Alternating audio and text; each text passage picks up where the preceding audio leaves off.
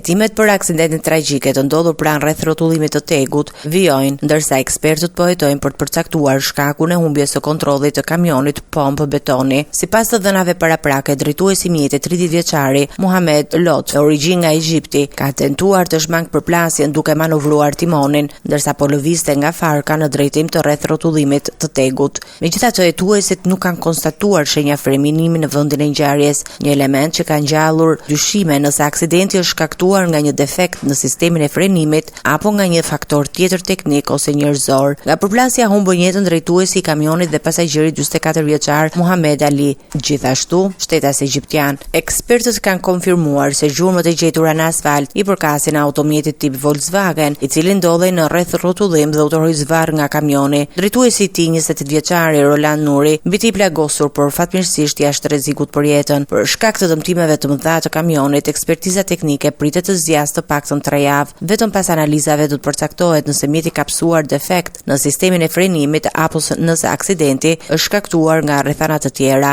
Nga hetimet ka rezultuar se dy shtetasit egjiptian kishin rritur në Shqipëri më pak se një muaj më parë për të punuar dhe dokumentacioni i tyre i qëndrimit rezultonte i rregullt. Drejtuesi i mjetit ishte i pajisur me leje drejtimi të lëshuar në vendin e origjinës. Ndërkohë, Drejtoria e Përgjithshme e Shërbimeve të Transportit Rrugor ka bërë me dije se asnjëri prej tyre nuk dispononte leje drejtimi shqiptare, dëshmi të aftësisë profesionale për drejtimin e këtij lloji mjeti apo dokumentacion për njohjen e kualifikimit për autobetonjere. Sipas hetuesve, aksidenti mund të kishte pasur pasoja edhe më të rënda pasi kamioni përfundoi në autostradën Tiranë-Elbasan. Fatmirësisht në momentin e rënjes nuk ndodheshin mjete të tjera në trajektorin e tij, duke shmangur një tragjedi edhe më të madhe.